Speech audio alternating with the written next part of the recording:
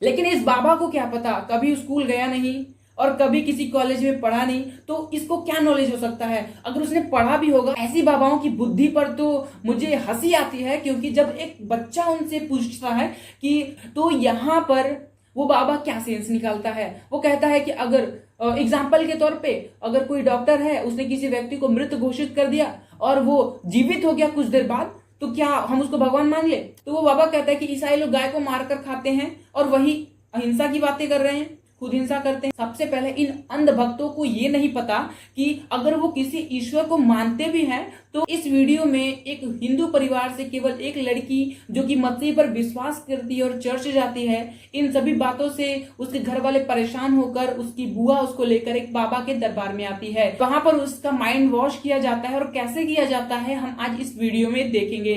और उस बाबा ने जो भी सवाल उस लड़की से पूछे हैं, हम उन सवालों के जवाब इस वीडियो में देंगे। और पवित्र शास्त्र इसके बारे में क्या कहता है, हम ये भी आज की इस वीडियो में देखेंगे।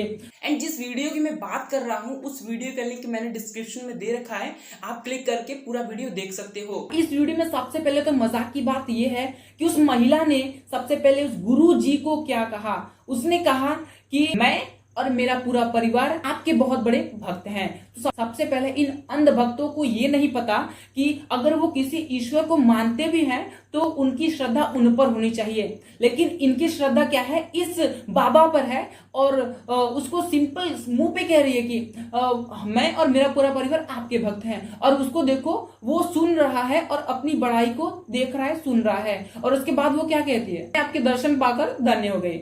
ये भी कोई बात है फ्रेंड्स? कोई मनुष्य दूसरे मनुष्य का दर्शन पाकर कैसे धन्य हो सकता है भाई साहब, मुझे तो नहीं पता। सबसे पहले वो उस लड़की से पूछते हैं कि क्या तुम वहां पे क्या जाकर सीखती हो। तो उसने कहा वचन सीखते हैं। तो उसने एक वचन भी बताया और उस वचन को सुना उसने, उसको इग्नोर किया। और तो वो बाबा कहता है कि ईसाई लोग गाय को मारकर खाते हैं और वही अहिंसा की बातें कर रहे हैं, खुद हिंसा करते हैं। और यहाँ पर वो इससे एक एग्जाम्पल के तौर पे बताता है कि गाय को माता मानने वाले लोग अच्छे हैं या गाय को मारकर खाने वाले लोग अच्छे हैं। तो वो लड़की कहती है कि माता मानने वाले, उसको बचाने वाले हैं, तो अहिंसा की बातें क्यों कर रहे हैं। तो ऐसा वो कहता है।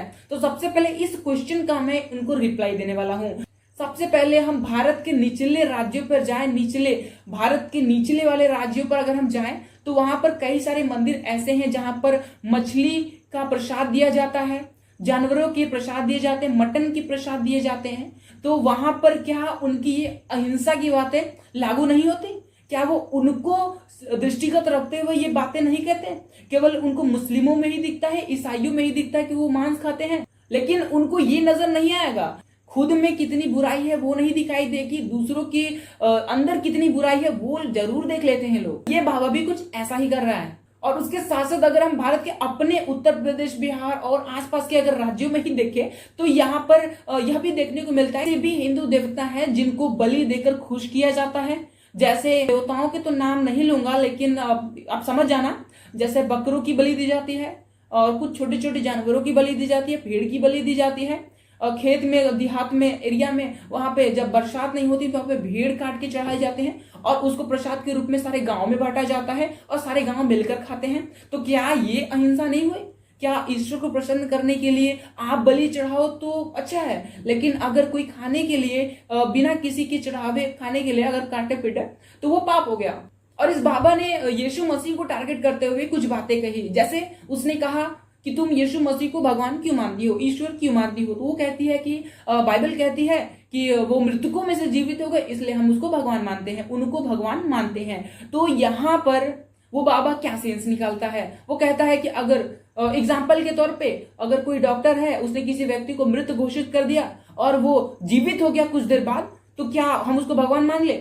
या किसी की अंतिम क्रिया चल रही है और वो उठकर बैठ जाए, वो जिंदा हो जाए, तो क्या हम उसे भगवान मान ले। तो उनका ये क्वेश्चन है। और ये क्वेश्चन करते हुए भी उनको थोड़ी सी भी शर्म नहीं है, क्योंकि वो बाइबल के बारे में, वचनों के बारे में कुछ भी नहीं जानते हैं। क्योंकि बाइबल में इस प्रकार से लिखा हुआ है कि यीशु मृतकों में से जीवित हुए और वो आज भी जीवित ही हैं, अभी दोबारा मरे नहीं हैं और वो ना ही कभी मरेंगे। तो ऐसा बाइबल में यीशु के बारे में लिखा गया है कि वो मृतकों में से जीवित हुए और उन्हें अनंत जीवन मिला। तो क्या, जैसा कि उस बाबा ने एग्जाम्पल बताया कि अगर किसी डॉक्टर ने उसे मृत घोषित कर दिया तो क्या हम उसे जीवित मान ले, परमेश्वर मान ले, तो क्या वो व्यक्ति दोबारा नहीं मरेगा। मुझे ला कर दिखा दो कि कोई व्यक्ति मर गया और जीवित हो गया और आज तक जीवित है। मुझे एग्जाम्पल में ला कर दिखा दो, मरने के बाद जीवित हुआ और अभी तक जीवित है, मुझे एग्जाम्पल में ला कर दिखाओ तो मैं मानूं। तो यहाँ पर देख सकते हो एकदम घिसा पिटा एग्जाम्पल है, सेंसलेस एकदम एग्जाम्पल है जिसका कोई सेंस नहीं बनता है। तो हम क्या कर सकते हैं फ्रेंड, ऐसी बाबाओं की बुद्धि पर तो मुझे हंसी आती है, क्योंकि जब एक बच्चा उनसे पूछता है कि सबसे पहले सूर्य कहाँ उदय होता है, सबसे पहले सूर्य किस देश में कहाँ पर उदय होता है वो पूछता है, तो वो बाबा गोल गोल गोल करते हुए इधर उधर की बातें करते हुए बताता है कि भारत में होता है। लेकिन एक छोटा सा बच्चा भी जानता है कि कहाँ पर होता है, और आप भी जानते हो, मुझे बताने की जरूरत नहीं है, आप भी जानते हो कि सबसे पहले सूर्य कहाँ उदित होता है, क्योंकि ये बातें एलकेजी यूकेजी 1-2 में ही बताई जाती हैं और हम इस बातों को बचपन से ही सीखते आ रहे हैं। लेकिन इस बाबा को क्या पता, कभी स्कूल गया नहीं और कभी किसी कॉलेज में पढ़ा नहीं, तो इसको क्या नॉलेज हो सकता है। अगर उसने पढ़ा भी होगा तो उसका सारा का सारा ज्ञान भ्रष्ट हो चुका है, बुद्धि भ्रष्ट हो चुका है, इसलिए ऐसी अनाप शनाप बातें उसके मुंह से निकल रही हैं। और ये बाबा यह भी कहता है कि हिंदू धर्म में स्त्रियों को माता माना जाता है और ऊंचा दर्जा दिया जाता है, देवी माना जाता है, लेकिन वो बाइबल के बारे में नहीं जानता, इसलिए वो ऐसा कह रहा है। लेकिन बाइबल इसके बारे में क्या कहती है आइए जानते हैं। तो बाइबल में काफी सारे ऐसी घटनाएं हैं जहां पर स्त्रियों के सम्मान का वर्णन है, जैसे यीशु मसीह को जन्म देने वाली माता मरियम, जिनको हम यीशु मसीह की माता मानते हैं क्योंकि उन्होंने उन्हें जन्म दिया था, तो हम उनका सम्मान करते हैं। बाइबल में कहा गया है कि अगर हम किसी स्त्री पर कुदृष्टि डालते हैं, गलत नजर से उनको देखते हैं, तो ये परमेश्वर की दृष्टि में ग्रहण करने योग्य नहीं है। परमेश्वर इसको पर स्त्री गमन करके कहता है, और इसका भी यह भी एक पाप है जो एक मसीही को नहीं करना चाहिए, और बाइबल हमें यही सिखाती है। और बाइबल यह भी कहती है हमें पराई स्त्रियों पे नजर नहीं डालना है। अगर किसी व्यक्ति का मैरिज हो चुका है तो वो किसी अन्य स्त्री पर दृष्टि ना करे, वो अपनी स्त्री तक ही सीमित रहे, ऐसा बाइबल हमें बताता है। तो परमेश्वर इस प्रकार से हमें बताता है कि हमें स्त्रियों का इज्जत करना चाहिए, माता पिता का इज्जत करना चाहिए, और जिसमें माता एक स्त्री है और हमें माता का भी इज्जत करना चाहिए। परमेश्वर हमें बताते हैं आदर करना चाहिए। तो जैसा कि आपने ये वीडियो देख लिया फ्रेंड्स, मुझे ये वीडियो इसलिए अच्छा नहीं लगा, मुझे इस वीडियो में कुछ भी अच्छा नहीं लगा, क्योंकि उस लड़की ने परमेश्वर का वचन तो बताया, लेकिन एंड में जाने के बाद जब बाबा ने उससे पूछा क्या तुम वापस वहां पर जाओगी, चर्च में जाओगी, उसने कहा नहीं जाऊंगी।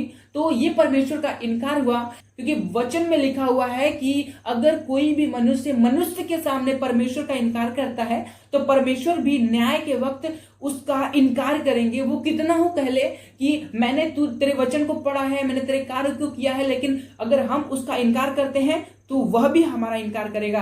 तो हमें इस बात को याद रखना है। तो इन फर्जी बाबाओं के चक्कर में नहीं पड़ना है, जिनके पास ज्ञान नहीं है, जिनके पास खुद के धर्म का ज्ञान नहीं है।